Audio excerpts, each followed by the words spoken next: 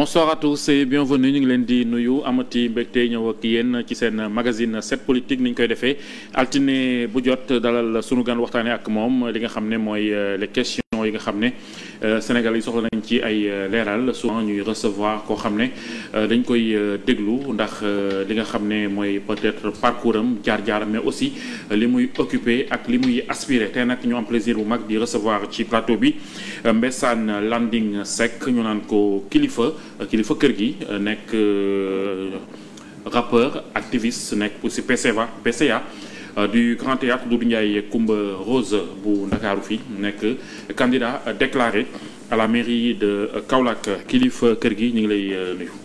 waaw Mamadou Awa Ndiaye ñu ngi lay fay bu baax di la ziar te di nuyu téléspectateurs au 7TV notamment l'émission qui est très suivie et très appréciée par les Sénégalais. jërëjëf merci beaucoup di la sant bu baax di la dalal sunu plateau c'est un plaisir de vous recevoir avant ñuy ñëw ci tey ak ëllëg dañuy dellu démb tuuti.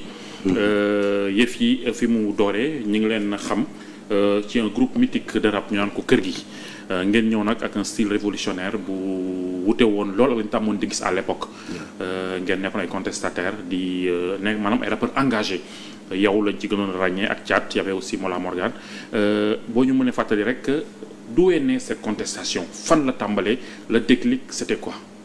waaw Mamadou c'est une question boo xamante ni damay sawar tontu ci parce que comme on dit bu ngaay neexee mexe moo tax.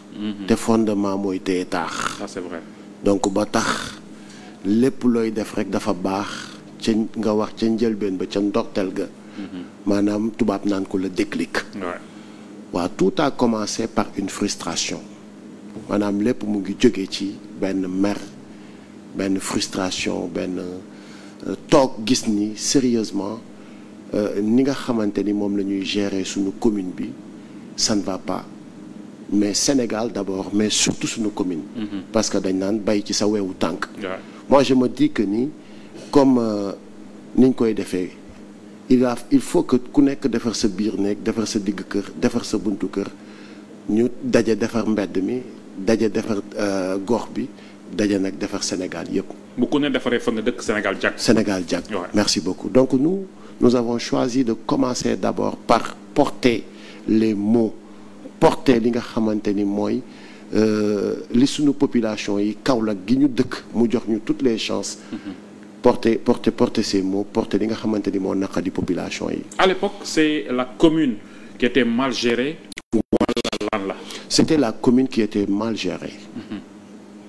parce que nga juddu par exemple ba ni ngay amee fukki at ak juróom-benn fi nga daan fowee gox yi nga daan dem koñ yi nga daan dem gisuloo benn changement.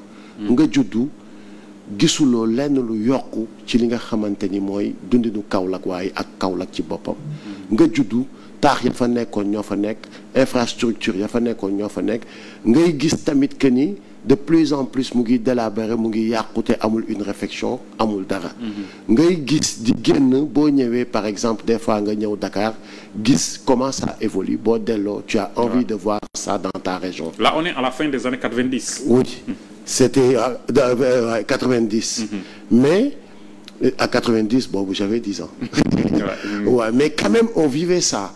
Et li ci gënoon a kii nii li ci gënoon a particulier mooy que ni le maire d'alors en 90 il habitait chez moi. C'était chez moi le quartier général du Parti socialiste. C'est là-bas qu'on définissait leur politique et tout. C'est là-bas Ablaye Diack il s'appelait Ablaye Diack. mu dëggoon le fameux combat Tyson. Mame Diambane wala da leen dalaloon après Mame Diambane Moustapha Gueye. D'accord Mame Diambane dalaloon pour honorer effectivement. waaw donc c'est Ablaye Diack qui était très social aussi. parce que je me rappelle de sa phrase quand les Kaolackois attaquaient. defaral dëkk bi mu ne leen que par exemple seen papa yi tant que maa ngi financer les mariages di dëj di ngénte yi di ceet di financer ceet yi nagu gàmmu yi nagu jàkka yi il était très social. Il avait plutôt un budget de fonctionnement que d'investissement. Ouais. Non, il avait un budget d'investissement mais mu jël ko yóbbu ko ci fonctionnement def ko ci social. Ok. Bon c'était un choix qu'il avait fait. Ouais. Donc aussi sa génération bi mu nekkaloon aussi dañu jàppoon ni looloy politique. Sérieusement. Ouais. Alors que c'était pas ça la politique. Parce que quand on te dit que l'art de gérer la cité, on t'a pas dit l'art de gérer les gens. Il faut gérer la cité. Cité bi nit ñi ñoom ñoo koy gérer. mooy nit ñi ñu jox pouvoir ak nit ñi bokk ci cité bi. C'est vrai. ñooy gérer. te tey jii nii li nekk France yëpp dafa fa jékki wàcc ci asamaan. ay nit a ko defar wàccul ci asamaan si ay nit a ko defar. Donc il faut que nit ñooñu am une volonté de faire la cité et de bien gérer le mal dépassé Ablaye Diack parce que pas socialiste moom. est-ce que bàyyi nañu infrastructure. maanaam ñoom si fees. effectivement na biir bi fees. kuy ngente ñu financé. bu dëj amee ñu indi nag tabaski ñu joxe xar yi. gàmmu ñu yóbbu ci kër yëpp nag këru kii yëpp nag. ceet kazalika ordonnance ñu jënd très honnêtement. Et vous en avez eu marre ngeen bëgg. Sérieusement. ñu ne ko c'est pas ça qu'on attend d'un maire. Nous voulons un maire qui a une vision. Nous voulons un Kaolack ceci, un Kaolack cela. Je me rappelle le premier morceau qu'on avait sorti en 96. Le morceau s'appelait Gros Village. Là où on disait xool asamaan jarul buuxante. Kaolack am na gerte am na coton am na xorom. am na lépp lu jëm ci koom-koom. ak sa position géographique. On parlait lépp ci biir. On a développé sur les lyrics. Mais sur le refrain, on a parlé de nos ressources. Les ressources que détient cette région toujours hein. Mais après nag sa position géographique ñëw.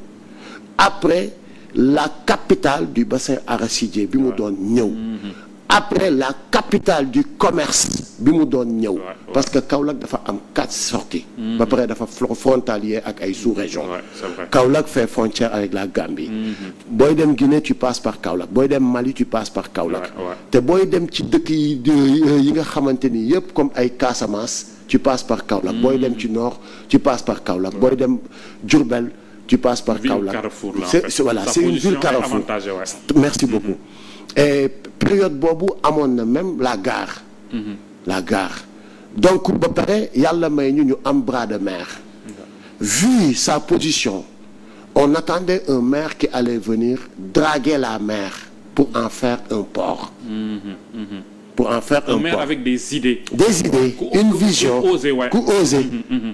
ku mën a ko xamante ni day ñëw capitaliser li nga xamante ni mooy les ressources de Kaolack et capitaliser sa position géographique. Et capitaliser surtout on dit que la capitale du bassin arachidier. Donc loolu c'est te ñëpp xam nañu à partir de l'arachide qu'est-ce qu'on peut faire. Beaucoup. À partir de l'arachide, on peut faire de l'huile, on peut faire même de la pâte dentifrice. À partir de l'arachide, on peut le faire savon, etc. Man mi doon liggéey Sonacos nga xam bu weer deewaan bu ma fayee ko au-delà de ça dama doon am aussi ci les produits de la maison. Si liggéey naa Salin. ba pare ñu am une usine boo xamante ni mooy dafa xorom si. li Salin di produire kenn mënu la wax ni mu toll. Presque li Salin di génne ci xorom amul benn dëkk bu koy génne ci xorom benn pays bu koy génne ci xorom. Et pourtant man ba jusqu'à présent je me pose la question fan la RSE bu Salin di jaar ndax c'est une enveloppe noire. Voilà c'est une enveloppe boo xamante ni mu ngi dem direct ci municipalité bi. C'est une question. Mais est-ce que sax am na tur bi mu war parce que bu ñu nee xorom au Sénégal. nit ñi Lac Rose dañuy xalaat. Mais Kaolack c'est la capitale de xorom bañ na ko ba bu ñuy tooñ sax loolu lañ ñuy tooñee yéen mënu leen ñàkk xorom parce que seen dëkk moom xorom la. Kaolack mooy dëkk bi gën a produire xorom. Est-ce que valorisation bi war am na laa bëgg a wax. Mais valorisation bi war am na parce que y a une privée qui l'exploite. D'accord. Il y a une privée des tubaab qui l'exploite. mu am une usine qui s'appelle Salin. Usine boobu laa doon njëkk a liggéeyee. usine boobu su ma fa demee su ma wàccaan damay dem ñu jël ma journalier. ma dugg ci biir liggéey de 14h à 22h wàcc ñu fay ma 3000 francs tu vois. Kaolack bon boobu peut-être ñun Salin laa fa fekk Sonacos Isensi ak beneen usine bi te boobu usine sax filière Sonacos la donc usine yooyu laa fa fekk. en plus serras abattoir bi da doon marché mais aujourd'hui il y a plus rien. te avant il y avait 17 usines à Kaolack. Wow. Il y avait même une usine de boissons. Kaolack on fait dañuy bay foofu coton. Elles sont devenues quoi ces usines? Mais attends, des dépotoirs d'ordures ay faillite amatul. c'est mauvaise gestion wala lan la woon. ay privé la woon lu ci bëri lu ci ëpp. yenn yi ay privé yu ci bëri ay privé la woon. mais quand même avec un maire qui a une vision. avec un maire qui a un patriotisme régional. mën na leen a jéem a sauver mënoon na jéem a sauver loolu ba nga xamante ni Kaolack mais si je te dis que ni ONCAD Kaolack la nekkoon. ONCAD bi ngay dégg. mais Kaolack par exemple fa la Sénégal yëpp doon daje vendredi samedi dimanche. c'était une capitale animée. ba pare c'est une ville très culturelle. Kaolack c'est la capitale du Ngoyane la capitale des rythmes. tu vois un peu donc Kaolack potentiel yi mu am yëpp pour créer de la valeur ou de pouvoir d'achat. Quelqu'un comme Boubacar Camara, ce qu'il disait moi, l'idée de Diamniadio comme une ville sous Macky Sall, c'était une erreur. Il pensait plus à Kaolack gën ko defar parce que ni nga wax sànq position géographique am dafay permettre mu voilà exactement. daf ko koy permettre sa position géographique daf ko koy permettre donc vraiment yooyu yëpp yàlla dimbali ñu teel ko gis. mu metti ñu et c'est juste ça qu'on réclamait. Après li mu jural mooy un emprisonnement bon on a tenté xam nga les politiques ils commencent avec la carotte. si tu refuses il sort le bâton. moom la ay wax des fois des détracteurs qui essayent de parler di jéem a indi xaalis. ci li nga xamante ni combat yi ñu leen ko proposé. waaw comme des fois nga gis ku ne waaye non ñii dañuy seen intérêt la ñuy xeex non ñii xaalis dañuy tax di xeex. ma ne leen. La première fois qu'on avait craché sur une valise d'argent, on venait d'avoir 16 ans et demi ou 17 ans. Waaw loolu yàgg na. Oui mënoon nañ ne ay xale lañ def yëfu xale. te kenn duñu ci topp dara kenn du ko yëg sax. bu ne mënoon nañu yow la Thiat ak Mola. man ak Thiat non boobu y avait pas Mola. yaa Thiat dong la man la woon Thiat ak Taaw. Il y avait quelqu'un qui s'appelait Taaw. parce que bu ñu nee Thiat ne kilifa. war na am Taaw. effectivement qu'est-ce qu'il est devenu. Taaw mu ngi Mbambilor. il est dans mu ngi ci volaille bi mu ngi yar ay ginaar il a un poulailler là-bas il fait son business dafa teel jël yoonam donc. waaw bi ñu njëkkee génne suñu premier album ñu censuré ko. ci la jël yoonam. bi ñu commencé aussi di dund yenn dund yu métti yi quand on nous a emprisonnés puis tabassés vraiment. Ses parents ont pris une décision ferme. ne ko y'en a marre. ñu génne suñu album ñu censuré ko ci la ko parents yi ne y'en a marre. tu ne peux plus vivre sur notre toit. boo xëyee ndekki sax ñoo la koy jox te sa lii nga topp nii gi on ne voit pas les fruits. lu dul ñu lay ciy dóor di la ki tëj kaso di la ci humilier di la ki toroxal. il est venu il nous a expliqué. waxi parents la. peut-être man ak Thiat on faisait des trucs de cache-cache avec nos parents. sama yaay moo doon dund il y avait plus mon papa. Thiat aussi Thiat il est resté 10 ans waxut ak papam. parce que son père était un directeur de banque. Wow. Et son père voulait qu'il suive ses pas. Une carrière administrative. papam tongu ko ci mbere ko ci 10 ans. mais teewul saa su ne fu mu gis. gëm-gëm dafa fort. merci beaucoup. Ouais. jusqu'à ce qu'il arrive à convaincre son papa. année bi muy convaincre papaam ba ñuy réconcilier wu malheureusement ci la ko yàlla yóbbu. mais ils se sont réconciliés. mais si parce que Thiat c'est quelqu'un boo xamante ni yàlla daf ko may mu am benn voilà quoi. tabarfakalla mais kilifa ñu ñëw tuuti. ci seen ni ngeen génnee maanaam vous vous êtes démarqué carrément de ce qu'on avait l'habitude de voir à l'époque. Ouais. déjà le style hardcore dëgër bi xëy na amoon na tuuti. mais apparence bi aussi. Ouais. voilà karaw gi yaramu neen bi def peñe bi ci bopp bi. yooyu yëpp c'était pour dire quoi. ouais parce que déjà comme ni ma koy waxee va interroger tous les rappeurs. boo leen nee lu leen dugal ci rap dañ la naan waaw dafa xew nekk musique bu xew nekk ci vogue ñu dugg ci. ñi ko njëkk a def dañ la naan on a été influencé par les Américains ou par les Français. mais ñun c'était un instrument ñun choisiruñu def rap mais rap moo ñu choisir pour ñu def ko parce que maak Thiat comme on avait l'habitude de porter les mots aussi dans notre école c'est nous qui portions l'engagement a commencé à l'école. Les revendications. D'accord. À l'école primaire, on a commencé à porter les doléances des élèves. Les doléances des élèves, les revendications. Sous table baaxul, sous crème manquée, sous éponge. Donc gas bi avant rab bi la. Avant rab bi la. D'accord. Donc dafa nekk ci ñun. ba bi ñuy def la grève UNES en 1996. mu nekkoon Union des élèves et étudiants du Sénégal. nekkoon un mouvement, une grève qui a duré 3 mois. Après cette grève, quand les dirigeants avaient vendu le combat, ci lañ toog ne plus jamais ça, on va plus suivre personne. Parce que fii ku jël ce combat tay la ko am ñoo ko jox wala am ñu ko diriger bu ñu demee ba ca digg ba on a compris que dañ koy jaay. ñun ñooy jëlal suñu bopp suñu combat parce que xam nañ li ñu bëgg xam nañ fi ñu jëm xam nañ lu ñu war a def. ci la ñu décider nag ne mais sur quelle forme. On ne pouvait pas créer un parti politique. Merci beaucoup. On ne pouvait pas créer un mouvement. Mais il y avait le rap, mu nekkoon une musique de jeunes et une musique de contestation. Ou bien un instrument qui pouvait te permettre d'être l'écho sonore, en proposition d'écho sonore. Nga mën a jël les mots de la société bind ko di ko ci wax. Amoon ngeen référence à l'époque un modèle, quelqu'un qui vous inspirait. Sérieusement moo xam Sénégal la moo xam bitim réew. Non man de ma part ak même de Thiat sérieusement amul kenn ku ñu inspiré. amuñu modèle kenn inspiré wuñu mais après boo duggee ci yëf yi nag da ngay gëstu. li ngay gëstu nga gis ni ndekete yow li ngay def nii ci li nga nekk nii. il y avait quelqu'un à l'époque qui s'appelait Thomas Sankara bu ko doon def. Il y avait quelqu'un à l'époque qui s'appelait Juris Nyerere bu ko doon def. Il y avait Amilcar Cabral bu ko doon def. Il y avait Cheikh Anta Diop bu ko doon def. Il y avait Mamadou Dia bu ko doon def. Il y avait Blondin Diop bu ko doon def. Des figures. ngay jël nag di lire seeni histoire seeni trajectoire nga gis liñ ci daj yi. parce que loolu mais quand même ils nous ont servi de source de motivation. de source de maintien. waaw de ténacité. parce que bonne histoire de trajectoire. dans vos textes on sent que dañ ko travailler. effectivement du rek loo xam ne actualité la. mais souvent dafay dellu ginnaaw ci lu bëree bëri.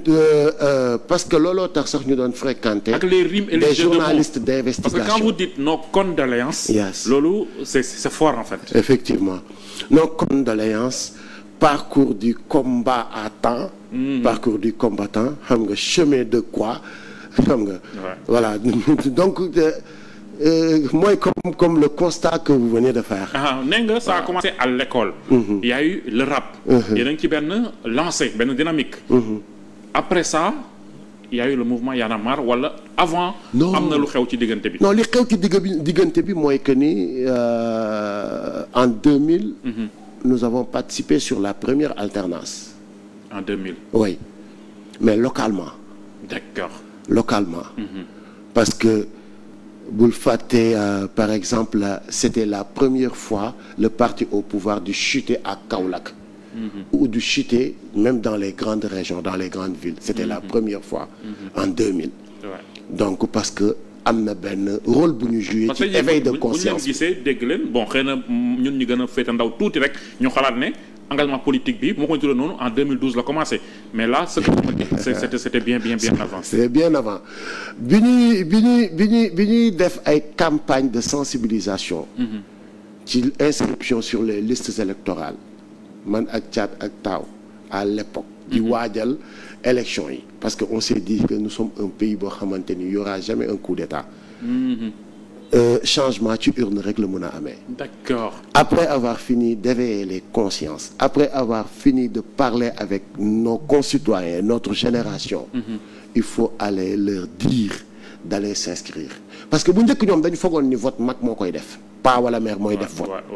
Mais suñu dëkk suñu dëkk bokk nañ ci ñu fexe ba comprendre loo jeunes yi que ni le vote est un devoir civique. Donc quand on dit que jeunes yi ñoo fal Ablaye Wade. Oui. am na lu ngeen ci joué. Effectivement, tout à fait. Tout à fait. Moi, on a participé sur la première alternance dans notre localité. Le discours, c'était quoi? Changement ouais, wala lan la? Le discours, c'était moi, on travaillait des morceaux qu'on partageait avec les populations. On organisait des concerts. Les populations venaient remplir la salle. On parlait avec eux. On faisait des tours de quartier. De sensibiliser, di def lépp. Vous avez parlé de style bi fu mu jógee. yaramu neen bi mu ngi jógee ci une humiliation ou une tentative d'humiliation que nous avons subi. Ok. ñu futti ñu yaramu neen publiquement police ñëw fekk ñu toroxal ñu jàpp ñu dàq ñu wàcce ñu sur scène. waaw en plein concert. dund nañu loolu. Sur quel motif? biñ ñu dóoree biñ ñu yóbboo ba tabaase ñu ba def ñu yaramu neen doon ñu tabaase ci lañ ne si il pense que li ñuy wax buñ solee yére moo tax ñu koy wax téye leen yére yi ak yaramu neen sax dinañ ko wax. Et on voulait aussi parce que ñun suñu lépp communication la. ñi nga xamante ni ñoom la ñu porter seen voix on voulait ressembler à eux.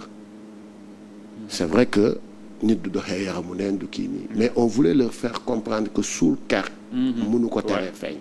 Et aussi pour ne pas entendre le bruit de son ennemi il faut en faire autant. Si vous pensez que ce que vous avez fait c'est de l'humiliation au contraire c'est de la motivation pour nous. mooy li Eminem naan lose yourself. Merci beaucoup. lañ la nar a xasee njëkkee ko ci sa bopp. Merci beaucoup dañuy noppi bu boobaa. Merci beaucoup ba pare ñi ñuy waxal toujours di leen gëmloo ak di leen comprendre loo ni bul xool baaraam bi lay joxoñ mais xoolal lam lay joxoñ. lam lay wan waay loolu ëpp solo. waaw loolu la ñu seq ak yéen. buñ fa jógee ku ci nekk am nga parce que nous avons tout compris je vous ai parlé tout à l'heure parce que j'ai commencé à entreprendre par exemple à l'âge de 13 ans. C'était pour am une autonomie. Financière. C'était pour parce que am na yoo xamante ni boo ci nekkee rek tu es exposé à la corruption. Ça c'est vrai. Et li ñu naan ñi regg démb fu ñu jëm seen koll la ñuy yóbbaale ba pare tabax fakalla macha allah nous avons des parents yoo xamante ni dañu yeb. toujours on vous a préparé. toujours li ma sama yaay doon wax mooy weet gore weetalu ko gore bu la mar naan musa taxa naan petit. képp koy àndal ëppal njëriñ ci moom que moom. loo am bokk ak doomu aadama yi luñ am bàyyee leen ko. parce que allah la bilaaram du dugg àjjana mukk am yàlla jox la toog di xoolee. donc yooyu lañ ñu yabee yooyu lañ ñu yaree. léegi bi ngeen contribuer. waaw à l'élection de Abdoulaye Wade. paa bi falu. waay nu ngeen def. observé wala. on a observé. après kañ ngeen jugaat. on a observé pendant 2 ans. En 2002 on a sorti enfin notre premier album qui a vu le jour. album boobu mu ngi tuddoon lii raam. boobu gisoon ngeen fi ñu jëm baaxul. lii raam ci ñag bali gisoon nañ ko. le morceau qu'on avait sorti comme single ñu ngi ci doon wax cette année-ci tous les prix ci intro bi. tous les prix Nobel en jeu ont été remportés par un seul et unique président. Je pense que maa ngi koy fàttali. Merci beaucoup. Il s'agit d'un président d'Afrique. Prix Nobel de Lambar Lambari. Prix Nobel de Fay Télé. Prix Nobel de Deñ Kumpa et cetera et cetera. Sur le refrain ñu ngi naan suñu moteuru gaal gi daa paan. kenn xamul ban garage politicien lañ koy réparer. AFP association des fainéants du peuple non xam nga. PS posonu Sénégal non. kii ni PDS. parti pour diigal sunu gaal. bu ci nekk ñu utal ko explication ak slogan. donc on l'a fait. mais après aussi les Sénégalais nous disaient sama rak nag yéen vous êtes compliqués. vous êtes des éternels opposants kenn xamul lu ngeen bëgg yéen kii vous vous êtes battu pour que mu arriver au pouvoir. chaque fois li gars yi di bañ a comprendre mooy que ni on n'a pas participé sur l'élection d'Abdoulaye Wade. maanaam on n'a pas milité. ou on n'a pas pris position. mais il fallait en finir en 2000 avec le régime socialiste. donc LD mënoon na ñëw keneen mënoon na ñëw. mais li yàlla def mooy merci beaucoup Abdoulaye Wade moo ñëw. ñu ne leen ok nous jouons le rôle juste d'avant-gardiste. mais peut-être suba ngeen di comprendre te li ñu naan rek un artiste souvent c'est un visionnaire day am day gis. lu ñëwagul. mais li ngeen daj ci régime socialiste bi est-ce que daj ngeen ko ci régime Ablaye Wade. non très honnêtement non. très honnêtement non. très honnêtement. dajuñu ko sax ci régime mu Macky. très honnête ku dee ak sa bàmmeel. Wade était un démocrate. sérieusement. macha allah sérieusement ku dee ak sa bàmmeel.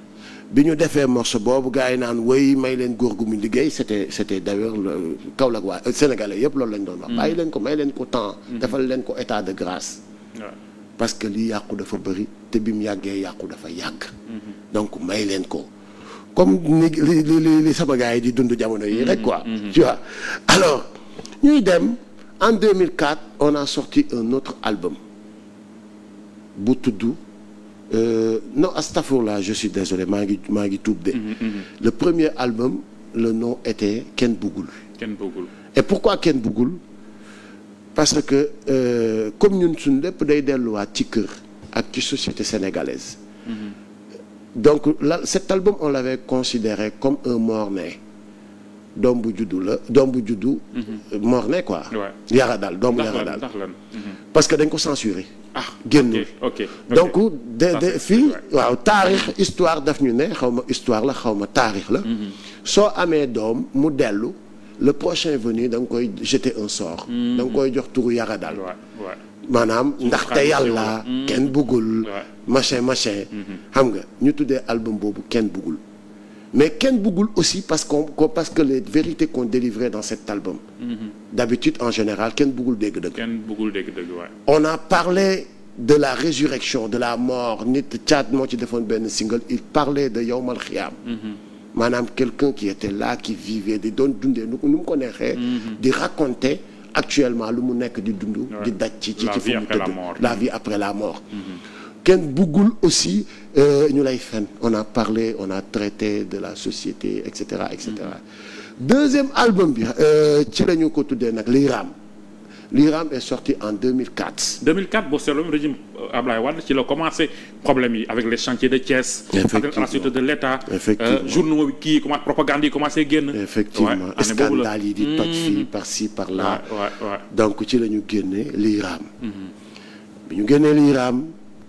ñu def li ñu war a def toujours rek li ñu war a def on est resté génne wuñu en 2006 ñu ne il faut que ñu gën a toog gën a liggéeyaat entre-temps on a sorti un single bu tudd le refrain lu ñu fi gis de wax ko waa kër gi bu jaaduwul ñu kaas ko wax waa kër gi di représenter nee leen waa kër gi something affaire yooyu quoi. Alors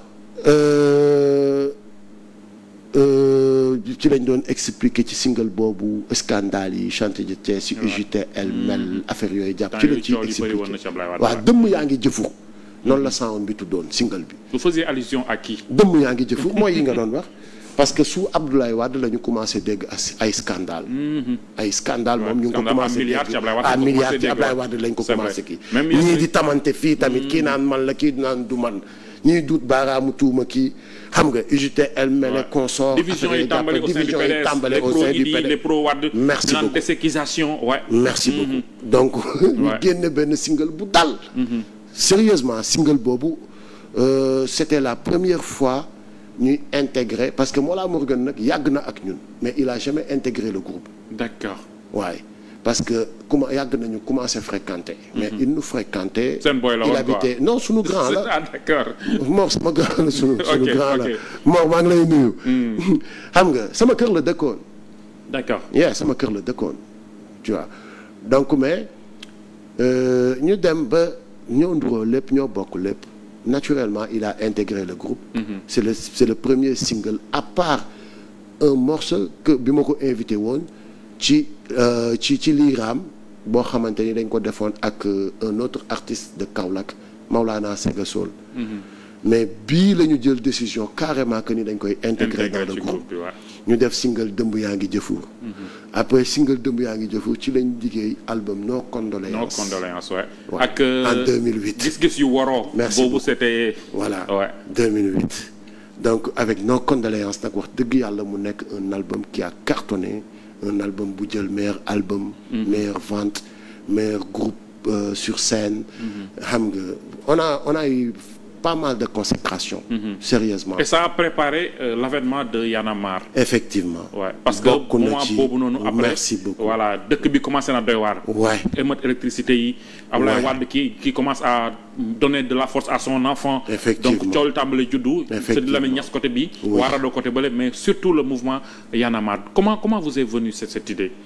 maa ngi koy expliquer léegi ci njëlbeen bi. parce que man ak Thiat on avait l'habitude de fréquenter des amis qui sont des journalistes d'investigation. ñoom Fadel Barro ak Alioune Sané. Alioune Sané oui. parce que booy xool les textes. lu tax ngeen doon fréquenter ñooñu. oui parce que mooy li nga bokk wax Kaolack. non seulement Fadel dañoo bokk Kaolack.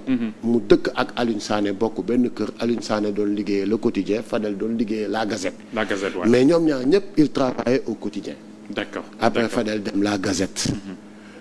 alors lu tax ñu leen doon fréquenter mooy parce que dañoo bokk dëkk. on est des amis d'enfance. Même si on se fréquentait pas Fadel suñ manager Gadiaga la doon fréquenter. D'accord. alors yàlla def ñu dëkk ci même quartier muy unité 15 suñu jógee studio wala nos temps creux dañuy dem ñu toog ak ñoom ñuy discuter.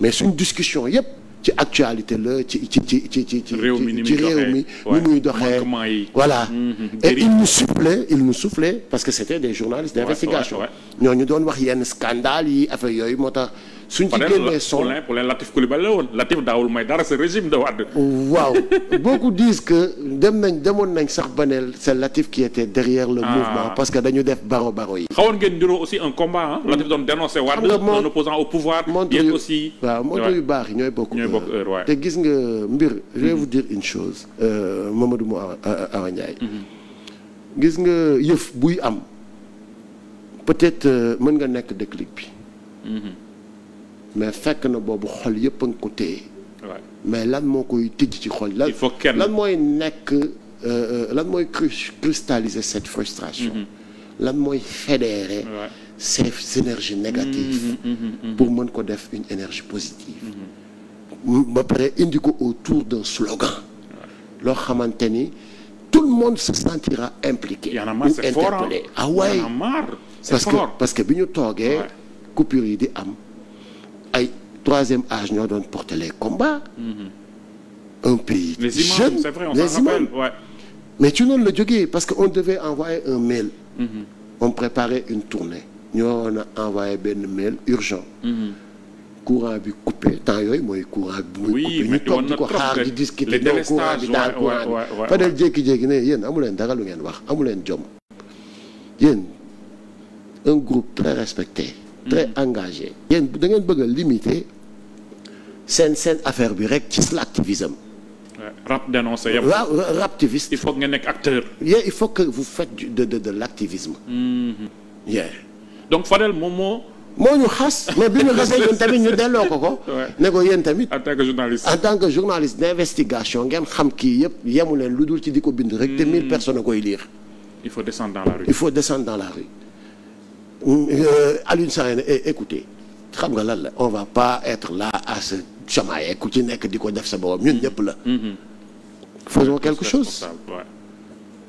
chose qu'est-ce qu'on va faire gars yi ne ok qu'est-ce qu'on va faire on va créer un mouvement ñu ne ok top c'est parti ñu commencé brainstorming ban tour lay am ñu commencé ay gouttes de trop ay ça suffit trop c'est trop doy na sëkk mais non rappeur quoi waaw tur yi du kii quoi jékki-jékki y avait benn petit frère u Fadel maam Alaaji maa ngi lay nuyu donc bu nekkoon ci jotaay bi mu ngi woon étudiant la woon mu ngi woon ci beneen chambre bi di dégg suñu waxtaan léeg-léeg mu génn ñëw tooñ ñu participer duggaat suñu booy bu ñu lakkal dégg bi ñuy wax ay kii rek booy bi jógee fële ne mais tuddee leen ko Y'en a marre mais bi mu waxee tuddee leen ko Y'en a marre mooy li ma lay wax automatiquement merci beaucoup te la preuve bi mu ko nee ñëpp ne waaw ci lañ ne buñ ko génnee ba ne tap tour bi noonu la sénégalais yëpp naan waaw dafa dal en fait dafa dal voilà et ça résumé la situation ni nga ko waxee non c'est parfois tu dis même que c'est divine quoi c'est divine dafay nekk loo xamante ni yàllaa koy te effectivement loolu la te loolu la gis nga des fois par exemple yàlla jël benn nit indi ko yónni ko mission nga gis ñu bëri di tiit ci moom am na nit noo koy xoolee rek soo amee cache-fou di nga xam ni kii ci mission la nekk dootoo tiit ci moom yàlla bu la yónnee mission day def ci yow fit def ci yow ngor def ci yow jom def ci yow xam-xam day dajale yëpp def ko ci yow nit ñi di ragal moo lay nekk ci yow c'est-à-dire yow doo ci lenn yow tu es juste yow la yàlla xool def yëf yi ci yow instrument borom bi ngay boo ci naagoo ba fëgg ci sa dënn nag foog ni yow yaa gën a guerrier wala tu es le plus courageux wala non mu rocci ko da koy rocci bu sax sonn donc mooy li ma la wax ñun on savait que ni tôt ou tard quand nos amis ou nos proches s'inquiétaient ou s'inquiètent ci suñuy prise de position ñun dañuy xam ni ci lii ñuy nekk nii dañ ci am ndam te yàlla daf ñu ci sàmm aar ñu ci. mais justement amaat ngeen ci ndam. parce que 2012 bu ñu Abdoulaye jógee na fi mënuñu tudd ñaar te benn bi nekkul Y'en a marre. doon nañu wax ay wax M23. tout à fait d'accord RADDHO mais le mouvement Y'en a marre. en 2012 dafa nekk kii. Wade mi ngeen contribué woon à son élection même si du moom ngeen voté loon ngeen aussi à un moment donné ngeen ne ko doy na mu dem. keneen ñëw muy Macky Sall. kooku aussi son régime. Est-ce que may ngeen ko temps de grâce bi ngeen mayoon Wade. waaw il vous a appelé déjà à peut-être faire partie de son kii. ngeen rejeté ko woon à l'époque. effectivement on avait décliné. on avait décliné pourquoi parce que mooy li ma la wax. parce que Wade booy xool tamit mooy comme li nga wax li tax sénégalais yi par exemple kii ci Wade mooy dévolution monarchique. mooy que ni aussi l'électricité métti du waaw loolu booy xool moo ko déclenché. mooy déclic bi mais après dañu dem ba ci biir ñun dugal ci yeneen affaire neneen sax waa ji nii sax suñ constitution dafa tere ku fi am sax ñaari mandat léegi sax wax ji Wade mën na Wade def na ay réalisation deful ay réalisation Wade bëgg na ko paas doom jeeg yooyu yëpp on va se limiter juste sur un combat mooy Abdoulaye Wade ne doit pas avoir un autre mandat. le fameux troisième mandat. très honnêtement ku taxaw ne da nga doon xeex pour samp mbër waxoo dëgg ku dee ak sa bàmmeel te ku taxaw ne yaa fal diw en 2012 tamit waxoo dëgg mais nous tous nous avons combattu encore une fois la troisième candidature de Wade. Ça a passé par le Conseil constitutionnel. ñu continuer combattre son troisième mandat de par les urnes. bi ko conseil validé. amul neneen nu ngeen mënoon taxawee. ñu ngi leen doon xaar peut-être ci descendre dans la rue empêcher la tenue des élections yu mel noonu mais vous avez préféré mobiliser. davantage pour que nit ñi jëlee ko fi ci vote. parce que booy xool bi ñu nee Y'en a marre tap dañoo jël suñu habitude bu njëkk ba bi ñuy nekk Kaolack. ñu ne Y'en a marre de quoi déjà de nous-mêmes nous Sénégalais. du laxisme. d'être attentistes d'être des pleurnichards. Y'en a marre de confier notre destin et après retourner à la maison. parce que ndenkaane bu amul saytu luubal ba dafay yomb. Y'en a marre toog rek di critiquer te doo bokk. Y'en a marre d'être téléspectateur. Y'en a marre aussi de nos comportements. Y'en a marre aussi de y'en a marre ñu ne léegi nag il faut vraiment commencer à poser des actes très citoyens on sait que ni ñu ngi jëm ci ay échéances.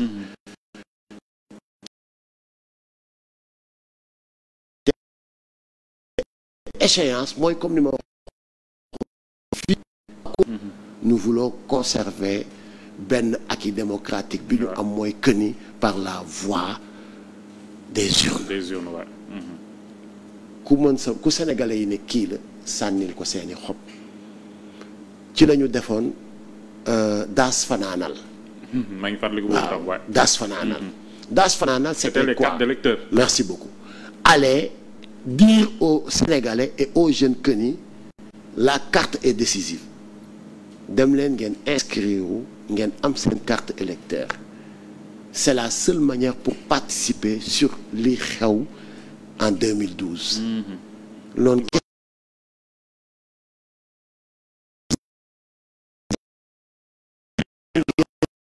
participer waaye sortir faire des mouvements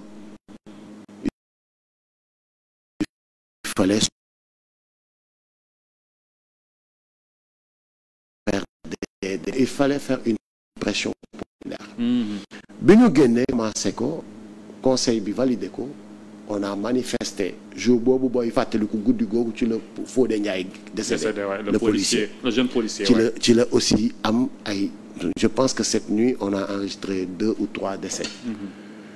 Mais surtout la perte de vie humaine d'un policier Fodé Ndiaye mu metti je pense que ni jour boobu tamit ci la Mamadou Diop décédé waaw ci la kii bi jaar ci kawam effectivement waaw ci la jaar ci kawam ci jour boobu donc ñu continuer naan élection du fi am toujours on essaie de jouer sur la pression pour faire reculer pour faire changer d'avis le conseil mais biñ demee ba xam ni surtout que ni vraiment lii perte de temps la te am na lu ñu jotoon liggéey. nañ leen delluwaat. ci base bi wax ak Sénégal après ci la ñu génnee le slogan daas fanaanal fanaanee daas tu vois. ci lañ ko génnee nag delluwaat ci sénégalais yi ne leen vous avez toujours une arme beaucoup plus redoutable. Le combat ne fait que commencer. Arbitre bi soufflé gul sax. Arme redoutable faisait allusion à la carte. À la carte d'électeur waay. ak li mu mën. may leen dafa am arbitre am supporter. Supporter mooy conseil constitutionnel mais arbitre mooy ki nga xamante ni moo yore le dernier mot le soufflet. C'est le peuple. su ko neexee penalty am mu gëmb ko. donc vous êtes le peuple. bu ko neexee penalty am mu. tout dépend de vous en fait. donc tout dépend de vous. bu leen neexee ngeen toog seen kër croiser les bras. comme ça jàll comme bu leen ça neexee ngeen ne ko doo fi demee à travers un vote. comme ça ouais. Comme ça c'est simple. Et les Sénégalais ont sorti. Le pouvoir du peuple. Merci beaucoup. Le pouvoir du peuple. On l'a essayé, réessayé, réessayé sur beaucoup d'échéances. Les Sénégalais l'ont compris. moo tax ñu naan la majorité silencieuse. da ngay gis dëkk bi des fois nga gis manifestation mais la majorité silencieuse. À le dernier mot. À le dernier mot. donc waxaat ak ñoom et puis ñu capté génn. élection jot gars yi génn voté massivement. Macky Sall ñëw deuxième. Avec 26%. Avec 26%. Seulement. Voilà. Pour être logique nag. Ouais. Il fallait vraiment pour être cohérent il fallait tamit suivre suñu logique. Parce que l'ennemi de mon ennemi est mon ami. Et mon ami, ouais. Qui combat Wade indirectement ou sans le savoir soutient son adversaire. te qui était son adversaire vis-à-vis c'était Macky Sall. Mais avec le temps après ci la ñu def nag doggali. mooy deuxième tour bi. waaw ñu génnewaat beneen slogan doggali. baaxul leen ci sama góor gi de. daas nga ba noppi. li ki des mooy doggali. rey nga ko maanaam rey nga ko mais. dafa décédé mu ngi wequ. demal nga doggali ko. C'est ce que vous avez fait. Macky Sall s'est retrouvé avec 65%. Mais avec Macky Sall est-ce que vous n'avez pas fait une erreur? Parce que ci nit ñi bokk. dérive yi Macky Sall def. yi ñu koy tuumaal. jàpp nañ ne moo gënoon a garaaw. que su Ablaye Wade. ndax da ngay ànd ci loolu wala. moo gënoon a garaaw 12 milliards de fois. wax naa la léegi que ni Wade était un démocrate. daawul egg fenn fi. daawul egg fenn fi. La preuve le 23 juin. bi yëf yi tàngee. te man for naa ci weewu des fois sax ma dégg ci émission yi ñu ne Ablaye Wade dañ ko dugaloon ci ni ko ticket bi mën na jàll. dafa am ñuy manipuler rek. mais manifestation dara les faucons ils sont là. mais bi mu demee ba gis ni que ni lii c'est le peuple qui parle il a dit automatiquement retirez-moi ça. Sérieusement. Grandeur la loolu. Grandeur. parce que bu insisté woon Wade dafa amoon na am. non dafa sérieusement gis nga lu nit mën a wax nangul ko grandeur am ak élégance politique am. Il était très élégant et il l'est toujours. Grandeur politique moom Wade dafa. Il n'écrasait pas ses adversaires. Même pas au contraire il aimait le jeu politique. oui moom looloo ko neexoon. non il aimait ça voilà il aimait ça tegal ma teg ñu teg ñu xool jeu de dame. jeu de dame sérieusement non Wade moom honnêtement à part yenn scandale yi parce que on a commencé de parler de scandale de milliards ci moom. mais Wade aussi son fils n'a pas trop aidé. merci beaucoup merci beaucoup mais Macky on parle de beaucoup de morts, Mamadou Awa Ndiaye. Macky, on parle de beaucoup d'interdictions de marche, Mamadou Awa Ndiaye. Macky, on parle de beaucoup de bras de fer, Mamadou Awa Ndiaye. De candidats éliminés. Macky, on parle de beaucoup de candidats éliminés, Mamadou Awa Ndiaye. Macky, on parle de beaucoup de complots, Mamadou Awa Ndiaye. Macky, on parle de scandales de milliards, c'est des milliards, c'est des milliards. Macky, on parle de... Non, sérieusement, le premier jour où ma gis kuy comparer Macky ak Wade su ma la jegee dinaa la daaj mbëkk. Non comme pom ak new. Comme pom ak new. parce que Barthélémy Dias nee na dallu Wade moo gën Macky Sall. dégguloo ma ne la comme pom ak new. Pom ak new sax c'est ay fruits lañ. mais ci sérieusement comme ni ko olof di waxee yàlla. ak yaali bokkuñu en fait. sérieusement non sérieusement. et pourtant ay libéraux lañ ñoom ñaar ñëpp. waaw Macky était l'élève de Wade. waaw xam nga Mamadou Awa Ndiaye pourtant fii dañ naan d'habitude dañ naan kéwal du tëb doom jëbët.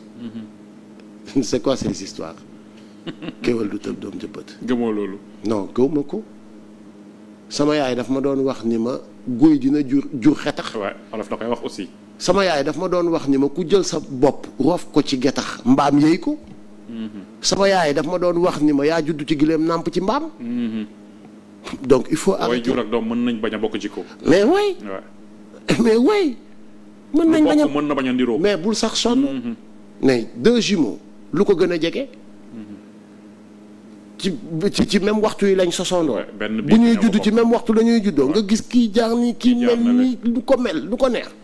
donc il faut pas parce que tu es mon élève parce que être un élève ak damay ñëw di jàng ci Mamadou Awa Ndiaye mais dafa am lu ma jël ci Mamadou Awa Ndiaye jël si wu ma jikko ji de. Seydina Muhammad sallallahu alayhi wa sallam ci jikko lañ ko tagg. c'est vrai tagguñ ko ci xam-xam ci jikko. lañ ko tagg mais bu fekkente ni damay ñëw di nekk sa élève pour jël si sa xam-xam kese mën naa am sa xam-xam te duma am sa jikko parce que jëluma woon jikko ji. et je devrais prendre les deux. et le savoir et li ñuy woowee aussi le fond. jikko c'est hyper important. Macky nag bi mu ñëwee ci wax di jël si wul jikko xam-xam la jël si. le pouvoir la jël si. comment faire pour di arriver au pouvoir c'était looloo ko intéressé woon. mais bu jëloon jikko Wade duñ dund li ak moom. mais su Macky Sall li ngeen di woowee dérive. kañ la tàmbali dëggantaan avec Karim wala Karim parce que Karim aussi c'était une demande sociale que nit ñi traduire en justice. mais kañ ngeen jàpp ne yëf yi kat fi mu jëm baaxul. kañ la ñu ko jàpp man kañ laa ko xam mooy Karim c'était une demande sociale mais c'était pas Karim kese de. waaw c'était le régime. c'était le régime parce que ku ci nekk defoon nga fi ay scandale ñu dégg ko. donc les responsables étaient situés. c'était pas Karim kese mais bi ñu gisee ni Karim kese lañ ci tëj ñeneen ñëpp ils étaient libres après ñu gis ni que ni ils sont avec Macky Sall. on a compris que nit ñi dañoo nangoo coopérer Macky Sall baal leen. ci loo xamante ni sunu yëf la. ñu ne kon waa ji dafay profité ci demande sociale bi pour xool ñi nga xamante ni ñooy ses potentiels adversaires mu éliminer leen on l'a compris. parce que ñi nangu bu Karim nangu woon ranger Macky du ko def dara. te Karim quoi qu'on puisse dire il a été courageux non dégg loo ni ma la non Karim nañ waxante dëgg nag am na loo xamante ni Mamadou Awa Ndiaye mënul nekk. mënul nekk. doomu Wade. non mënul nekk c'est impossible c'est impossible. xam nga donc bi ñu gisee ni Karim kese lañ tëj. mais on a compris. les autres l'ont rejoint Ousmane. mais oui. Ablaye Balde. mais ñëpp. il leur est rien arrivé. tout le monde. booy xool ci jóge fii loolu la ñuy wax transhumance ci lañ njëkk a waxee transhumance politique. bétail électoral bi ñu casé au palais. société civile bi ñu casé au palais. transhumance politique. booy xool su Wade presque sous Macky presque la société civile n'existait pas. moom it génne loolu ngeen ko son. ci la ñëwee casé ci la defaree ay HCCC ak ay. yooyu pour les alliés. mais ci la casé les syndicalistes les alliés la société civile beaucoup dans la société civile. pour se maintenir mais Macky nekk na fi pendant des années Y'en a marre kese ngeen doon dégg muy yëngal muy wax ak moom. ba keroog l'arrivée ba keroog yeneen mouvement yi di juddu. ay nitu dëgg di juddoog. ay ñoo lànk di juddoog affaire yooyu. ak la vague Sonko. la vague Sonko c'est en 2014. ouais. presque mooy période bi ñuy génnee. Sonko 2014 kenn jaawu ko dégg trop. ouais 2017 ci la commencé. ci la commencé. ouais 2016 2017. effectivement depuis loolu nag il l'a plus lâché. parce que façon bi mu yoroon. mooy une construction boo xamante ni qui va faire tache d'huile. liggéey ci suuf di yéeg ci kaw. di liggéey ci suuf di yéeg ci kaw. di wax ak. am ñu may waxal pour un premier temps après moom wàcc ci wax ak la majorité tap Sonko bi mu ko parce que am na ñoo xamante ni par exemple moi mon fils bu ñëwee fekk ma may déglu dara. ma concentré wu ci dara dama naan papa lii lan la c'est quoi ma expliquer ko mu toog dañ ko mën déglu ko donc chaque enfant est influencé par son papa. Ta première référence sa papa lay doon. tu vois. alors noonu la amee ci lépp Sonko bi mu waxee benn élite bi nii ba wax ak ñooñ ne kii li muy wax nii lii mooy effectivement le vrai sujet. après mu wàcce ko nag ci suuf bi mu gisee ni nag wax ji kawe na il faut que mu théâtraliser ko ci la commencé wàcce wax ji di wax ak bawal bi dawalkatu fas bi jaaykatu gerte bi jaaykatu ngooñ bi. ambulant bi et cetera ba ni mu nga xamante ni moom lay pénétrer une masse large. mais foofu am naa ci benn préoccupation. Une interpellation qui revient très souvent. On dit que Ousmane Sonko a utilisé la frustration des Sénégalais, le mécontentement. Pour les manipuler contre le régime de Macky Sall. jàppoo ko manipulation. non xam nga kon de Mamadou Dia à Cheikh Anta Diop. ba li fi jot a jaar ba ci Ablaye Wade ak yëpp on va considérer ça comme manipulation. sérieusement bu ñu ko waxee ci Sonko rek ko wax ci ñeneen ñi. Sonko au contraire il n'a pas surfé sur l'ignorance des Sénégalais. dafa taal xel yi comme disait Birame. merci beaucoup. Sonko dafa ñëw te la preuve Ousmane Sonko son discours bi muy syndiqué. au niveau des impôts et domaines. moo nekk son discours bi muy créer parti PASTEF di opposé wu.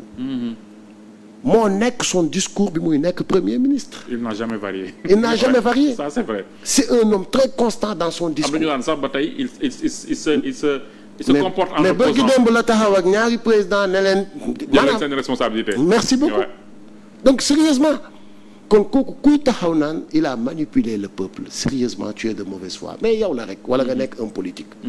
gis nga Mamadou Awa Ndiaye 96 bi may commencé boobu peut-être Ousmane Sonko il n'avait pas encore terminé ses études. c'est vrai loolu yàgg na. sérieusement 30 ans 29 ans laa def ren ci espace bi. kon wax dëgg yàlla ak yonent bi du ma ànd ak ngaaka wala may topp ngaaka. wala may jël loolu nga xamante ni amul lu ma ko mën a monnayer. ma koy monnayer tey pour benn jëmb non jamais de la vie jamais de la vie. mais loo gis ci Sonko loo gisul woon ci ñeneen ñi ba mu jaral la nga engagé wu à ses côtés ba am tey ay responsabilités. merci beaucoup on m'a raconté Mamadou Dia fekkewu ma ko. ñu raconté ma Cheikh Anta Diop fekkewu ma ko. ñu nettali ma Thomas Sankara ca Burkina. ma gis suma bopp ci Ousmane Sonko. mais peut-être lenn moo manqué woon man. je le faisais mais. dama amoon limite je ne pouvais pas aller briguer le suffrage des Sénégalais parce que nit aussi da ngay xam say limites.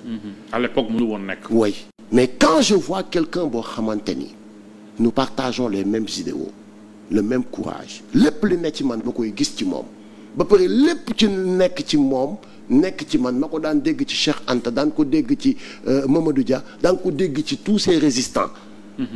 ma koy gis ci moom.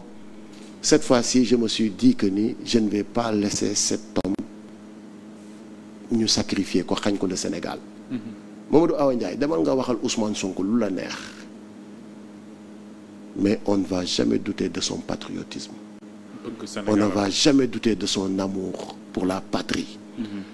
On ne va jamais toog di xalaat ci njubam ak ci maandu dem ñun nag wax naa la ko léegi Seydina Muhammad sallallahu alayhi wa sallam biñ koy tagg ci jikko lañ ko taggee. C'est vrai. ñun utuñu koo xamante ni mooy ku gën a lii fii non dañuy ut koo xamante ni d'abord dafay nekk un gardien du temple.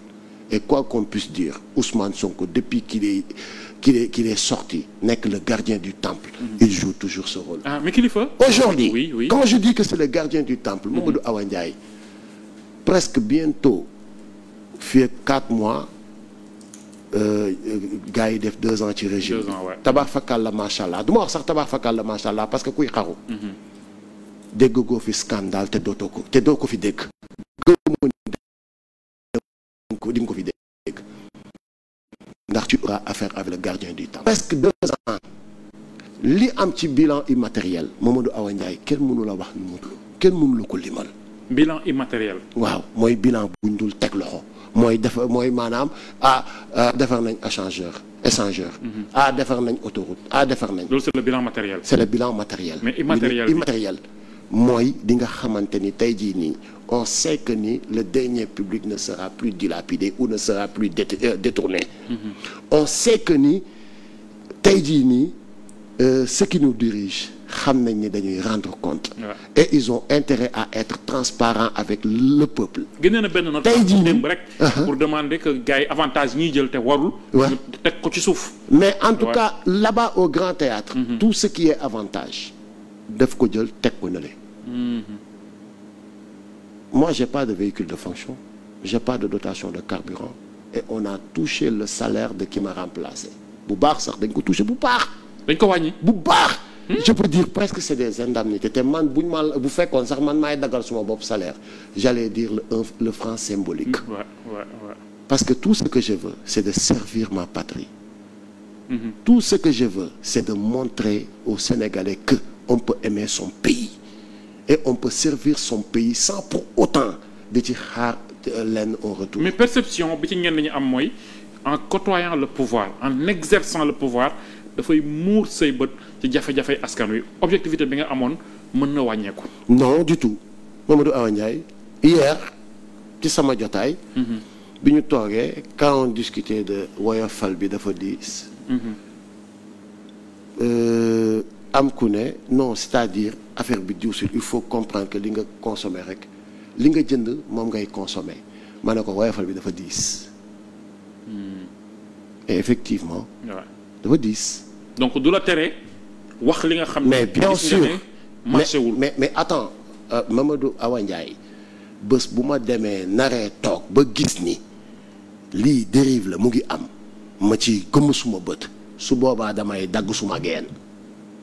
Sérieusement xalaatuma ko yow en fait. non xalaatuma ko mënul nekk man sax c'est impossible. C'est impossible.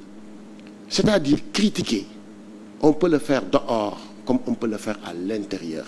La preuve va interroger ki nga xamante ni moom laay liggéeyal muy le DG du Grand Théâtre. ma nekk ki nga xamante ni maa ko war a surveiller. ki ko war a contrôler. ki nga xamante ni maa war a vraiment voilà quoi. dama nga laaj ko. mais souvent on a l'habitude de dire mut maa mot maanaam boo nekkee ci yëf. da ngay noppi ci yu bëree bëri yow gëmoo loolu. man du nekk man te du mës a nekk man parce que nag wax dëgg yàlla ak yonent bi bëri xam parce que dañuy gis rek nga nekk PCA Grand Théâtre ils se disent il a des avantages il a des millions il a un logement de fonction il a une voiture de fonction am na indemnité nangam ak nangam loolu la ñuy wax expliquer nga ko dégg naa ko xam naa aussi ñu bëri dañu ko dégg mais cette volonté d'accompagner le régime aussi est-ce que amul lu mu yàq sa diggante ak say àndandoo d'antan je pense à votre jumeau Thiat. Il a préféré peut-être de observer de l'extérieur. lu bëri ñu ngi koy wax seen diggante actuellement lan moo ciy dëgg. bon xam nga man ce que je me suis dit mooy que man ak Thiat. umpante wuñu ci dara réerante wuñu ci dara. merewu la ci la nga jël décision ànd ak régime bi. D'ailleurs pour ma candidature à Kaolack c'est Thiat qui va porter le projet. Ah oui. Mais bien sûr parce que maag Thiat dafa am fu ñu jëm. dafa am fu ñu jógee am fu ñu jëm. donc ànd bi jeexul. subhanallah su ma ànd ak Thiat dafa mel ni jullit ak julli. dafa mel ni jullit ak julli. nga ne jullit nga li koy màndargaal mooy da ngay julli. su ma ànd ak Thiat loolu la. donc je pense que ni jaratul may développer di dugg ci biir. leer na waaye c'est quelqu'un boo xamante ni may sàmmee sax maanaam des fois daf ma naan mbaam xàll bi sa yaay moo ma tooñ rek moom mi ma la dénk ba pare dee. donc yéen a ngi déggante ba tey. ay ya xay. parce que bu ñu gisee nga nekk PCA Grand Théâtre ànd ak régime bi. di défendre Ousmane Sonko moom muy tiire ci régime bi. da ngeen nekk ay doomu ndey foofu la sikki sàkk bi xaw a. non moi je défends pas Ousmane Sonko. et Thiat ne tire pas sur le régime. ah lan mooy nuance bi. man dama gëm benn projet boo xamante ni nee naa la c'est le mien. c'est mon projet. Ousmane Sonko il est venu me vendre mon propre projet. dañ ca gis sa bopp. ma gis ci suma bopp. te bi ma jëlee position pour la première fois ma jël position affirmer ko affiché wu mais cette fois-ci j'ai pris position. je me vois dans un projet. ma def ci li ma ciy def li ma ciy dal tamit dal ma ci et tout. mais yàlla mi dara teewul il a fait que ce projet est passé. Mamadou Awa Ndiaye la constance rime avec la cohérence.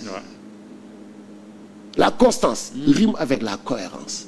À Ousmane Sonko seul il était incapable de tuer le monstre. Il a fallu que tout le monde gis boppam ci projet boobu nga xamante ni c'était maanaam sénégalais yi loolu lañ doon xaar. sénégalais yëpp ñëw dugg ci cotiser ci. gëm ko waay gëm ko def ci. ba am ci résultat bi ñu ci am mooy ils ont réussi à faire partir un système. Maintenant nous tous nous savons c'est quoi un système. Ça c'était la bataille la plus facile. Il reste le vrai combat mooy un changement systémique. Je peux pas participer sur l'assassinat du monstre ba pare bàyyi leen ñoom ñu dem suuli ko. Ils ne vont pas réussir jusqu'au bout. mais ah Ousmane wóor la ne kii moom du ñëwaat. Ousmane Sonko li mu def yàlla def tamit ni mooy njiit li mooy capitaine gi moom la def ci moom yëf yi. ñun ñëpp ñu gëm ko topp ci am un pas bu ñu def parce que tamit nag pour faire 1000 pas il faut toujours commencer par un pas. Ça c'est vrai am na fa war a tàmbalee. xam nañu fu ñu war a jëm. mooy lu ñu yàgg def lu ñu yàgg jooy lu ñu yàgg yooxu mais cette fois-ci mën nañ ko defar suñu bopp te on est en train de bien le faire. Mamadou Awa Ndiaye ku objectif rek nga xam ni Sénégal kese la ñor wax dëgg yàlla ak yonent bi ak lii ma fi wax ci sama aqulaayu taalaa laay waxee ci sama tëraayu bàmmeel laay waxee. ah xëy na yow mi ne ci biir. ñëpp da nga gis lu ñu. non ñëpp xam nañ ko. oui parce que. mais dëkk bi metti na kilifa. waaw. jàmbat yi bëri na. dëgg la. lan mooy problème bi wala lan ngeen ciy def. mais nous tous nous le savons Mamadou Awa Ndiaye nous tous nous le savons sérieusement. parce que c'est simple c'est très simple Mamadou Awa Ndiaye on a hérité d'un pays boo xamante ni dañu amoon un président boo xamante ni il avait pris. tubaab yi. Ouais, l'enrichissement d'autrui. parce que dëkk surtout yàlla may la et je dis que ni dama bëgg a yeggali foofu rek que Thiat ne tire pas sur le régime. Thiat il fait des critiques. il fait des critiques.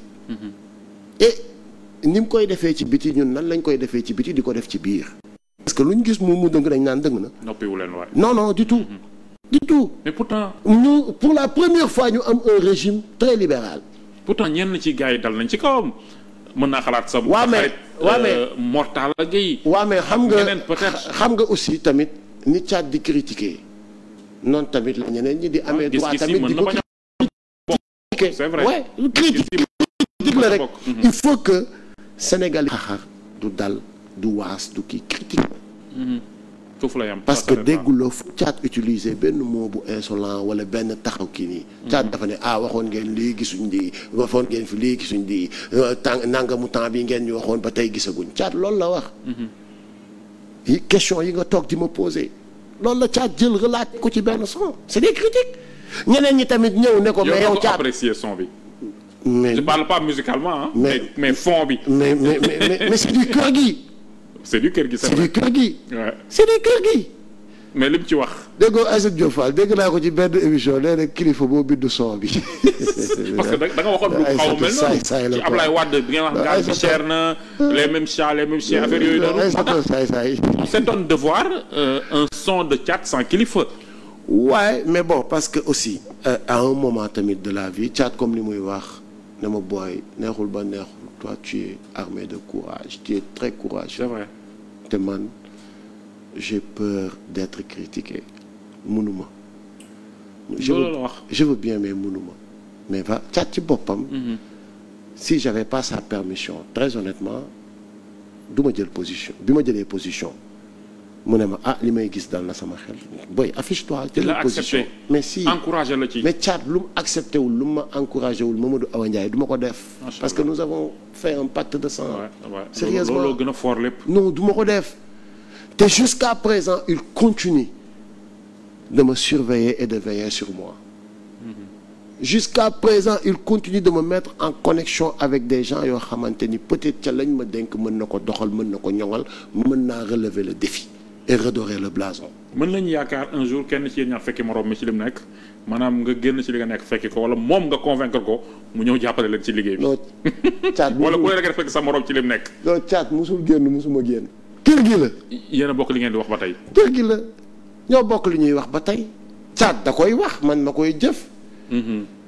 dañu ñoo dénk effectivement dañu war a def ay résultats te ñu ngi ci. vous traduisez. Thiat li muy def mooy fas les paroles en actes. merci beaucoup moom li muy def. mooy fas lu mu daw làbbalil.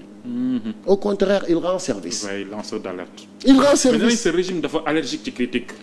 est-ce que am nga sentiment boobu. mais ñi koy wax tamit dañu allergique ci critique.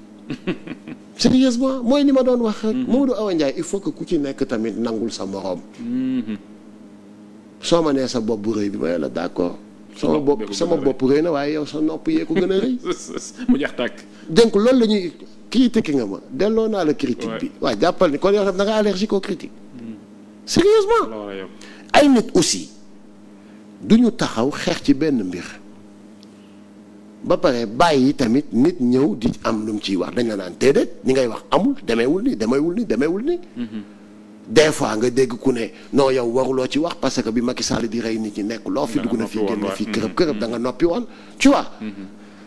c'est vrai donc loolu la wax la rek wax joxe wax delloo la. mooy c'est wax joxe la wax sànni la. mais ce régime kilifa foo koy gis fii ci kanam li ma bëgg a wax mooy yaa ngi wax sànq l'opposition de ce régime c'est passif. ñu bëri jàpp ne ci seen biir am na ay mésententes déjà à la tête de ce pays. entre le président Diomaye ak son premier Ousmane Sonko xëy na ni mu bindoo la avant ñuy falu mais actuellement yow ban jàngat ngay am ci seen relation ñoom ñaar. jàngat bi ma am ci seen relation mooy que ni ma àndee ak Thiat tu sais ma Thiat on pouvait rester 3 mois du ñu wax.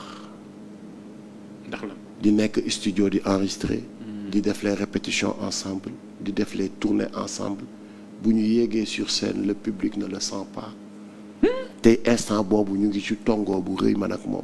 waaw te lu koy waral à chaque fois ci liggéey bi la parce que quand 2 personnes qui sont à la tête de quelque chose boo xam ni ça appartient au peuple s'autosurveillent c'est toujours comme ça. kee tuddee na ko doom tuddee yaayam doom loolu ça reste dans le cadre d'amitié. mais li nga xamante ni réew mi la. bés bu Sénégalais yi xëyee gis Sonko ak Diomaye ñu naan ñu ngi déggoo dugg na fi génn fii ñu ngi jàppaleen ñu ngi commencé comploter suñu kaw ñu ngi comploter suñu kaw. il faut que ñuy. non mais attends il faut qu'il s'autosurveille loolu kese la. loolu mën nañu ko dégg. mais loolu la. mais xam nañ ils sont très conscients mésententes. mais gisoo benn frustration ci comportement Ousmane Sonko vis-à-vis de Diomaye par rapport ak maanaam fal naa ko. tey sama ëllëg wóorul moo yor pouvoir bi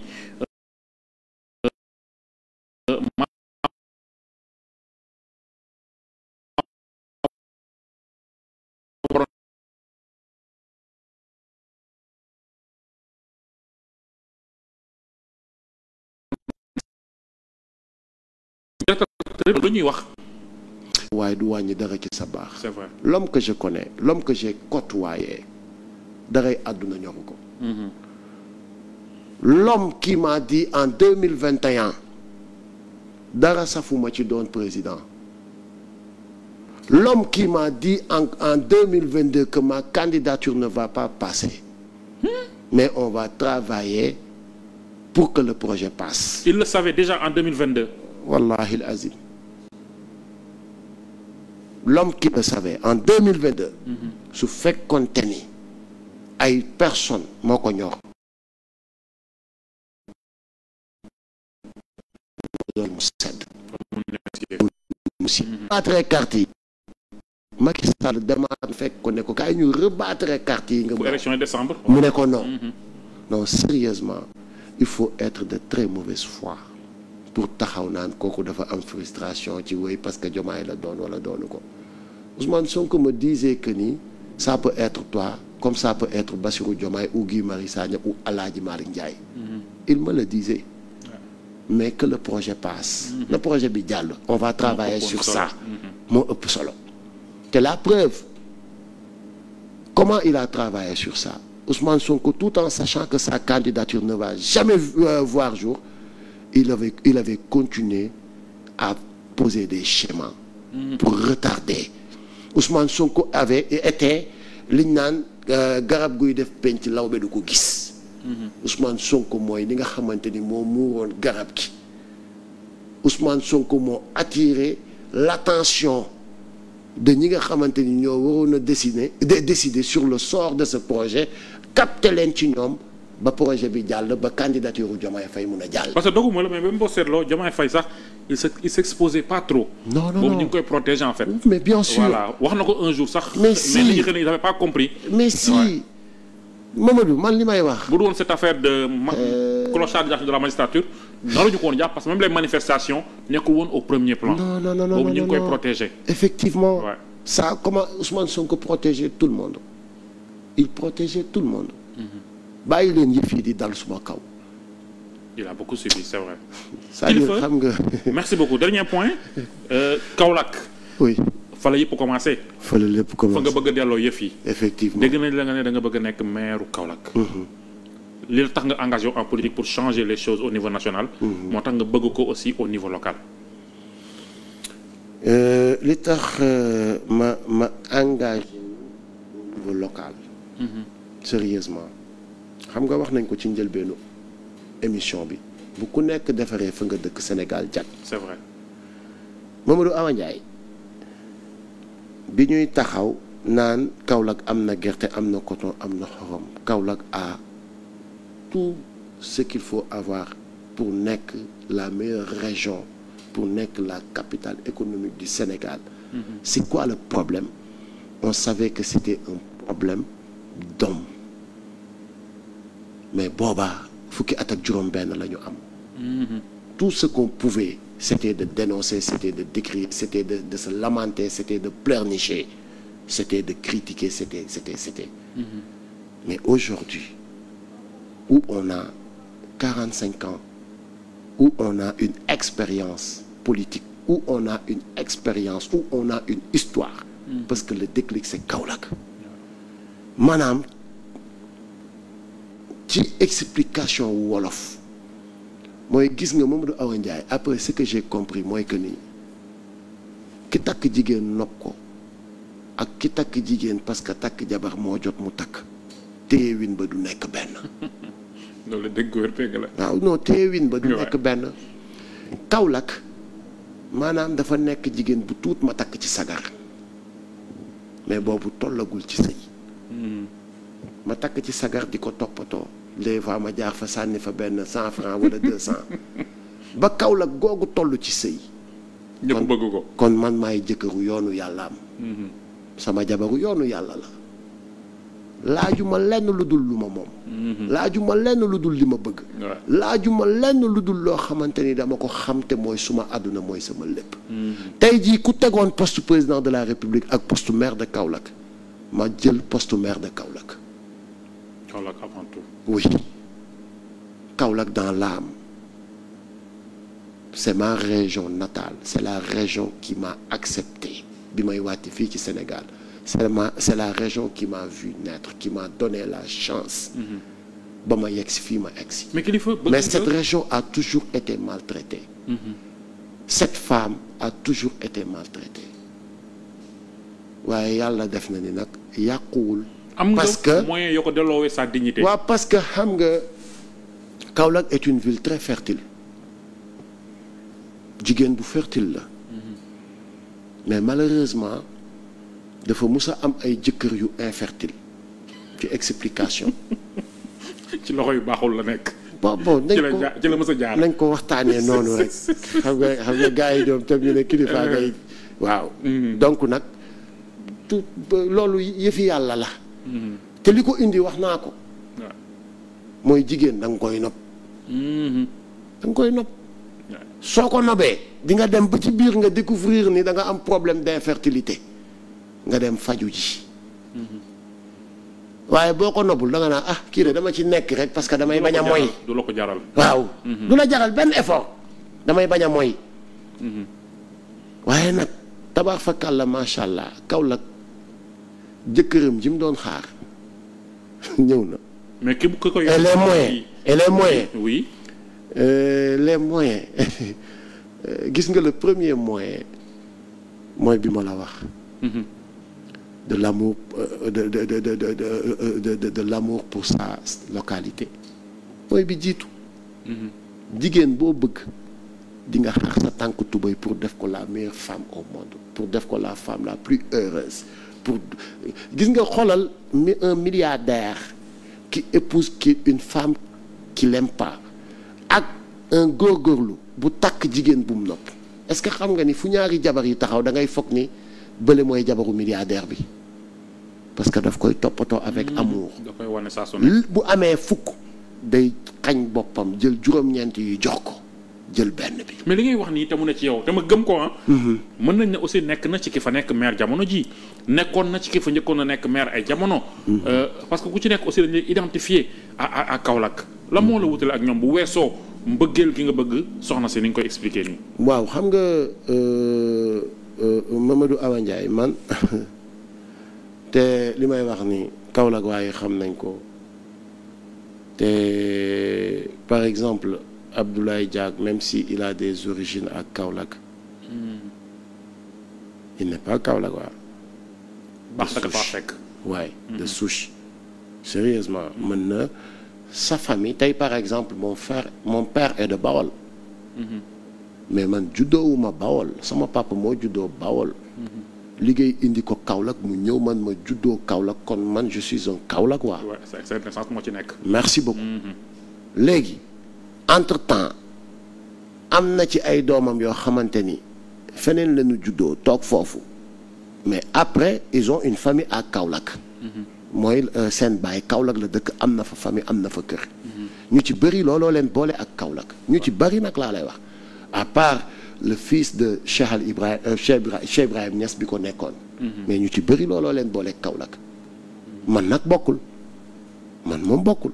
wax dëgg yàlla ak yonent bi te bi may am 16 ans en 96. ñeneen ñi nekkaat ñëpp après maire Kaolack ñaata at lañ amoon.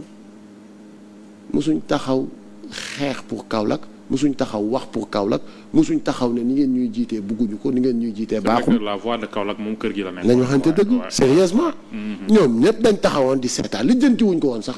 dañoo demoon sax uti leneen. je parle de tout le monde nag. mais aayewuma leen ko xasuma leen ci critiqué wu ma leen ci. mais en termes de bilan. waaw ki fa nekk tey qu'est-ce que vous pensez de sa gestion. man daal gis nga ku ma ci dajeel. li ma lay wax mooy que ni on ne va plus être là di natt parce que béy wéy na mbuus. Mamadou Awa béy wéy na mbuus. Serigne c'est un gars bien. Nous avons des rapports sains sama grand frère la. bokk naa ci Kaolack waa bi njëkk a taxaw ne ko dëggal sa bopp nga dem laaj Kaolack. c'était en 2017. d'accord très honnêtement. bokk naa ci. wala mën naa nekk le premier Kaolack waa bi ko wax. te ba léegi suma grand la et il va rester mon grand frère. keroog rek on était quelque part Bruxelles rencontrer les Kaolackois ressortissants Kaolackois. wax dëgg yàlla lépp lu muy def pour Kaolack dama ciy dugal sama loxo dama ciy participer. mais nekk fii tey di natt béy wéy na mbuus. vous pensez que mën nga def mieux que moom. oui sérieusement 12 000 fois mieux. boo dajalee li fa mus a jaar yëpp mën naa def 12 000 fois mieux que sérieusement. est-ce que am nga temps wu étudier loolu. yaa ngi woon ci contestation yi yaa ngi woon ci rab bi yaa ngi woon ci. waaw. j'ai jamais coupé la relation avec Kaolack. loolu moom xam nañ ko. et j'ai toujours rêvé un jour de venir de rentrer et changer les donnes. loolu yàgg denc la quelque part. oui xam nga Mamadou Awa dama toog ba benn moment ma ne je ne vais plus être là à pleurnicher. ou taxaw di waaw non ni nga ko yow Serigne ni nga defaree nii baaxul. yow diw ni nga kiiwee nii yow li non suma alal la. da nga koy laaj na ñëpp. maa ko dénkaane woon parce que je n'avais pas aw ma woon coffre fort bu ma ko denc. aw ma woon tamit at yu ma ko mën a téye. aw ma woon tamit présence bu ma koy mën a surveiller. aw ma woon background aw ma woon xam-xam bi aw ma woon relationnel aw ma woon mais aujourd'hui si tous les ingrédients se réunissent damay ñëw laaj suma yëf def ko dama ko bëggee tout court. affaire de gox la local. waaw mais fi nga bokk am na ñu ko bëgg aussi naka nga naan def ak ñoom. ku mel ne Fadilou Keita on sait que mi ngi ci ay affaires. ah oui on dit que à Kaolack waa Pastef déjà rek il y a déjà 5 à 6 candidats. bon dañuy tooñ wala mais juste pour demander da nga ciy dem ak sa liste bopp wala da ngay xeex fi nga bokk pour ñu samp la. en tout cas lenn xam naa ko te lenn wax naa ko. Kaolack sama jabaru yoonu yàlla la.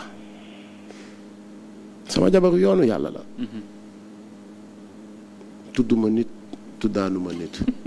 non très honnêtement. te kuy xaar ma tudd la tamit di nga fa maxee. moi je parle au Kaolackois. Kaolack sama jabaru yoonu yàlla la. Kaolack c'est cet enfant que j'ai vu naître. donc quand je dis cette fille que j'ai vu naître. ma takk ci sagar. parce que je n'avais pas l'âge pour l'épouser. je n'avais pas la dot. je n'avais pas aussi une maison pour dugal ko ci. je n'avais pas mais aujourd'hui bi ma yàlla demee ba dimbali ma ba loolu yëpp réunir dama ñëw jël si suma soxna. donc doo bàyyi di nga dem jusqu'au bout. dama ñëw nga jox nga jël. dama ñëw jël si suma soxna. et je pense que ni ku toog ki sa rukk ak koo mën a doon. wax dëgg yàlla ak yonent bi di nga ne jabar ji daa am borom nañ ko fi bàyyil borom. ku ko deful it tamit nag am nga ci plein droit. anyway amul problème man de toute façon man xam naa suma bopp. et je respecte tout le monde. en tout cas. jërëjëf yàlla na yàlla def déggoo te yàlla na yàlla def li gën ci Kaolack. merci beaucoup te yàlla na yàlla defal waa Kaolack li gën ci ñoom jox leen tamit ki gën ci ñoom te yàlla mi ñu tiim yàlla mi nga xamante ni mu ngi dégg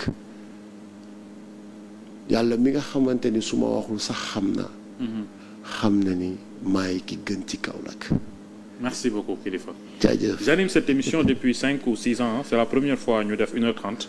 ah oui avant c'était 1 heure de temps. waaw juste pour dire un peu comment c'était intéressant. waaw vraiment di la remercier bu baax a baax ci disponibilité mais aussi sa xol bi nga ubbi. pour nit ñi xam li ci nekk démb tey ak ëllëg. c'était un plaisir de vous recevoir. non mais le plaisir vraiment est partagé tout le plaisir est pour moi Mamadou parce que c'est ça entre le journaliste et son invité li ci war a njëkk a am mooy un respect mutuel pour xam-xam mën a génn. c'est important ouais. Parce que vous m'avez invité ici pour que je parle avec vos téléspectateurs. Et ces téléspectateurs, ce sont des Sénégalais. Et ces Sénégalais, dañu ma moom je suis leur serviteur. kon il faut que nga dimbali Sénégalais yooyu pour ñu mun a xam dëgg waa ji ñuy gis nii ñu laayam mu peñe bopp bi affaire yooyu jàppal bàyyil lu ne ci moom. Et c'est ce que vous avez fait avec des questions pertinentes. ak respect bi surtout ak courtoisie. donc maa ngi lay jaajëfal di la remercier te di remercier aussi borom kër gi. di ko ñaanal tamit tawféex. merci beaucoup jaajëf. di ko sant bu baax a baax moom Landing Mbessane Seck nekkoon na sunu gan PCA Grand Théâtre candidat déclaré à la mairie de Kaolack c'était un plaisir vraiment de le recevoir di leen remercier yéen également ñu doon seetaan ak jàpp ci liggéey bi ñëpp di daje lundi bi di ñëw ak beneen gan jaa ngeen jëf merci beaucoup.